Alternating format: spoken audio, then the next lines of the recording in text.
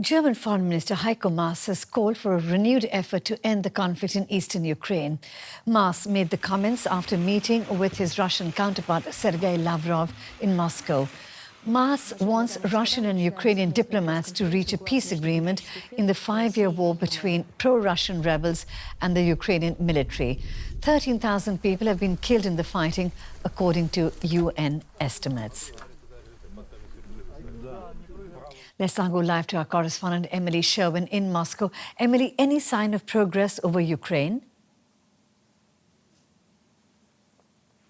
Well, Ukraine definitely seemed to be the main topic of conversation between Maas and Lavrov, but there seemed to be a bit more optimism than any concrete progress there after their meeting, especially from the German side. Heiko Maas expressed optimism that the election of the new Ukrainian president, Zelensky, could bring some, as he said, momentum to the resolution of this conflict. He expressed hope that the war there could finally end, and the background to this does give reason for optimism. This week, Vladimir Putin met with Emmanuel Macron, the French president, and he also expressed cautious optimism over Ukraine after a phone call that he had with his Ukrainian counterpart. There have been various media reports in the Russian media about a potential prisoner exchange between Ukrainian and Russian prisoners that could be being prepared, but we didn't get any idea of the concrete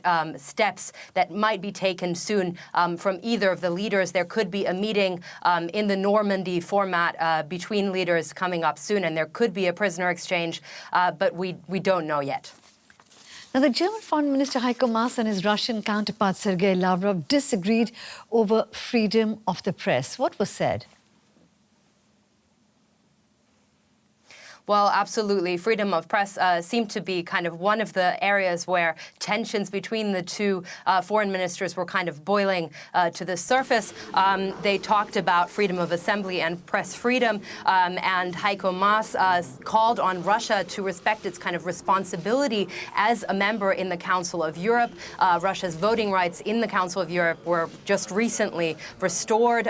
They were taken away after the annexation of Crimea. And the background to these calls for kind of respecting press freedom and freedom of assembly are the ongoing protests that have been happening here in Moscow, and the reporting about that. Russia has accused Germany and German broadcasters, including Deutsche Welle, of meddling in Russia's internal affairs and of even calling for protests. Russia has also accused the U.S. embassy of doing that as well. And what we saw between the two foreign ministers was a bit of a war of words there at that press conference, with Lavrov countering and talking about the restrictions that Russia today has been placed under in various European countries as well. Emily Sherwin in Moscow, thank you very much for that.